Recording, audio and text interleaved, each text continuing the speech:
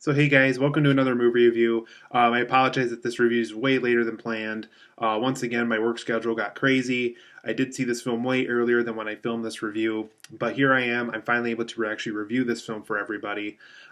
This is a film adaptation of the video game Rampage. I personally have played the Rampage games for a good course of my life, I would say. Rampage World Tour and Rampage 2 Universal Tour were probably the two Rampage games I went back to the most when I was younger. I played them both on the Nintendo 64.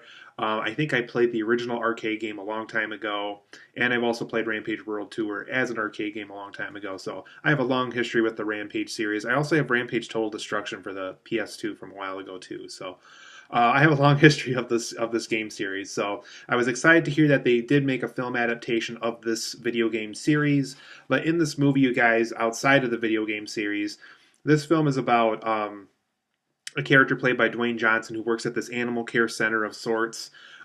He basically has teach the gorillas how to sign language and all this other stuff. They basically take care of all these different animals at this zoo-like area. And one day there's this big science experiment that happened in space, and there's these radiation tanks that fell all over the world. It affected one of the gorillas that Dwayne Johnson works with. His name is George. It infected a giant crocodile in a swamp somewhere, and it also infected a giant wolf somewhere out in the mountains where a pack of wolves was living. And so basically, Dwayne Johnson's trying to figure out what exactly happened to his friend George, the gorilla. He's trying to sign language with him, trying to talk with him, and he does eventually meet up with a scientist played by Naomie Harris, who claims that she works with this organization that might be responsible for this crazy radiation thing that's making these animals grow really, really big and really strong and really angry. So Dwayne Johnson basically is teaming up with her. They encounter, people who work for government organizations and things like this. Jeffrey Dean Morgan from the show The Walking Dead plays one of these characters. So basically, it eventually gets to the point where these animals are so humongously big and so angry about, these military forces trying to take them down that they eventually work their way over to Chicago, and they're trying to tear down buildings. And so that's kind of where the Rampage video game comes in for this. And so basically, Dwayne Johnson, the scientist, the organization that Jeffrey Dean Morgan works for, all of them are trying to figure out how can we, make these animals smaller again? How can we stop kind of this, Rampage, the title of this movie and the games, of these monsters in the city? How can we take them out? What is the best way to take them out? What is the best way to keep people safe from these monsters and so forth? So that is all the adventure of the movie Rampage. But overall, guys, I liked Rampage. I wasn't completely in love with this movie. Hold on, I just got to take care of this. There we go. Just a window that popped up on my computer there. I didn't completely love this movie. I liked it. There's things about it that I admire. Once again, kind of like the Tomb Raider reboot from earlier in the year, it's not going to break the video game curse, unfortunately. I do think we're on the right track. I do think we are in much better shape with video game movies than we were a couple years ago, and even all the way back in the 90s when we started with Super Mario Brothers. But we're still not quite there yet. We still haven't quite broken the video game curse. This is an enjoyable film. I think you can have fun watching this movie. It's a fun, dumb, popcorn flick monster kind of film that you can have fun with, but it's not exactly a great film. But so let's go over my positives and negatives of Rampage. For my positives, first and foremost, this is a fun film to watch. I was entertained the whole time. What can I say? It's, there's things about it that aren't amazing, but, I like Dwayne Johnson's character. I like this gorilla that he's taking care of. I'm kind of like everybody in the audience. I want to make sure that these animals get back to their normal selves and that this radiation tank thing doesn't permanently make them like that. I want to see them back in their normal form. So I cared about these animals that got infected by this. I just cared about stuff. I cared about what was going on. I was entertained. I liked the monster scenes. It was just a fun film to watch. I think that's one of the biggest things and one of the best things I can say about Rampage. I also think the giant monster action's also a ton of fun to watch. Whenever they are destroying buildings or doing something that's kind of a reference to the game, it was a lot of fun to watch. It was a lot of fun to see George, take out a building, or see, Lizzie the giant crocodile do something in a swamp. Or it was fun to see Ralph the giant wolf run in the forest and kind of catch his dinner and stuff like that. It was fun to see stuff like that in this movie. Dwayne Johnson's character, Naomie Harris's character, who's the scientist that claims that she works for this organization, Jeffrey D. Morgan, and the giant George Gorilla. Those are probably the four characters I cared about the most in this movie, and I was the most invested in. I thought these four characters added the most to the story. They kind of made you care the most about what was going on. So huge thumbs up to all four of them. You know, for George, it's probably a motion capture actor for that. Huge thumbs up to all of them once again. I really cared about what they were doing, kind of what their characters were and what their characters represented. So I thought all that was a lot of fun. I also thought the CGI for the most part was pretty good in this movie. It's not amazing. It's not, you know, it's not going to be the Avatar breakthrough of 2018 or anything like that. But it's really good CGI. I kind of, you know, I never really looked at something in this movie like, oh, that's just a CGI image or anything like that. I really did feel like it was kind of a part of this world that we're watching. I thought they did a good job making sure everything felt like they belonged in that world.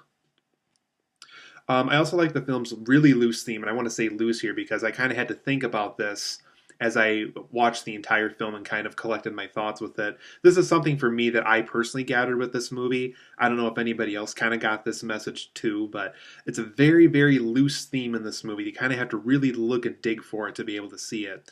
One loose theme I really liked in this movie was the obsession with science that people have, that we're so obsessed with coming up with the biggest breakthrough and the next big thing, and you know, finding ways to make animals the best of themselves and stuff like that, that we're willing to use money in improper ways and do really improper things to kind of get there.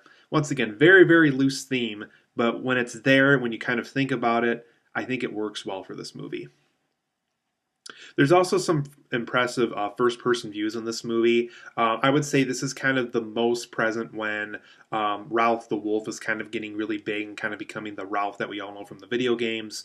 There's a lot of first-person views when, you know, these hunters are using their scopers, or the animals are looking and trying to see like where to go next with what they're destroying and stuff like that. Whenever the film does have you kind of a unique first-person view, I think it works in a very interesting way.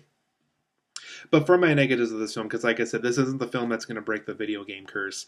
The villains in this film are very cartoony. They really do feel like, somebody brought this up online, they feel like the two villains from the Rocky and Bullwinkle cartoons, that tall lady and that really short man with the mustache. They're kind of cartoony. They're really not believable. I really just didn't care about their mission.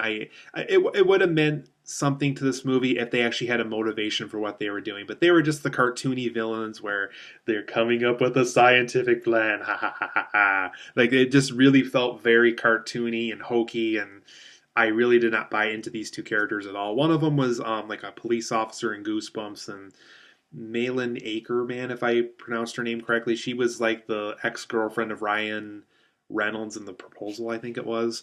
Much better performances from the two of them in those two movies, but in this movie, they're very cartoony. I didn't believe their characters, and I couldn't get behind their motivations, so huge thumbs down to the two villains in this movie. There's also just tons of really disposable characters in this film. I don't want to get into too much detail because it would be spoiler territory if I did get into too much detail, but Joe Manganiello, if I pronounce his name correctly, he played Flash Thompson in the very first Spider-Man movie with Tobey Maguire. He has a role in this movie, very disposable. I don't know his name. There's no character development at all. He's literally in like one or two scenes of this movie. You kind of forget that he's in it. It's kind of cool with what he does for when he's in the movie, but once again, this goes to my point that there's just tons of disposable characters, just characters that you kind of want George, Lizzie, and Ralph to either eat or destroy or knock a building on, just because you just really don't care about some of these characters in this movie. So the Joe Manganiello, whatever his name is, that hunter guy, definitely a perfect example of that. There's also just tons of unrealistic moments in this film. There's a scene where like Dwayne Johnson's trying to explain to Naomie Harris, you know, if we stay in this helicopter and if we crash just right, there's a chance we can live. And they're like on this big building that one of the monsters is knocking over, and it's really dumb and unrealistic. And when they land, there's like no scratches on them. I'm like, that is the most unrealistic thing I think I've ever seen in my life. There's just tons of moments like that are really stupid and really unrealistic. But I think this movie is aware of just how unrealistic and dumb fun it is. So I think for that purpose, I'm not going to be too hard on this movie for doing something like that, but it does look really unrealistic when you watch it closely, so that's kind of where the film gets dinged for me. I also thought this film needed more dark comedy elements. For example, in the video games, even when you enter certain stages in the game, there's like a little subtitle that says, "If it looks good, eat it," or if it one of them is like, "Hey, don't worry about your diet. We'll go on a workout later," or something like that. There's small moments like that in the games that are kind of aware of just how goofy and absurd the whole Rampage concept is. And I really wish the Rampage movie did it too. It just got so serious to the point where it's just like, whatever happened to the if it looks good, eat it kind of thing. That like that kind of attitude that the games had. I really wish that this film kind of had that attitude. Even the villainous science organization in Rampage World Tour was called Scum Labs. You know, something like that to really make sure that the film knows just how goofy and absurd the whole thing is. I think would have been much more beneficial for this movie, but that would have been the Rampage movie I would have made and preferred. But, you know, I didn't make this movie, but for me personally, I think more of a dark comedy element would have helped this film a lot. And I also just wanted more game elements. I wanted more moments in this film that felt more like the video game. There is the whole, you know, three monsters destroying the city kind of thing going on for it. But besides that, that's really all this film has that it borrows from the games. Everything else is kind of made for its own good kind of a thing. I really think if they made it more about the games, maybe I would have liked this film a little more. And overall, I do feel this film just kind of runs out of steam as it reaches its runtime. By the last 10 minutes of the movie, the film is just so lost for ideas that it really does feel like it's out of steam and has nowhere else to go. But that's just me personally on that one. So for me personally, Rampage, I'm going to give it an 8 out of 10. I think it's fun to watch. I think it's an enjoyable popcorn flick that you can turn your brain off and just enjoy some good old giant monster action. But the villains, the disposable characters, the unrealistic moments, the lack of dark comedy, and the need for more game elements are really necessary for this film to really kind of break the video game curse and to make it a better film. It's a film I enjoy. I can send you to Redbox for this one. I don't know if I can send you to the theater to see Rampage. But like I said, it's a good, dumb, fun, stupid action, giant monster movie that you can enjoy, but going into it knowing that it's probably not going to be the greatest thing you're ever going to experience. So 8 out of 10 for me. I liked Rampage. I just feel there's things about it that could have been better.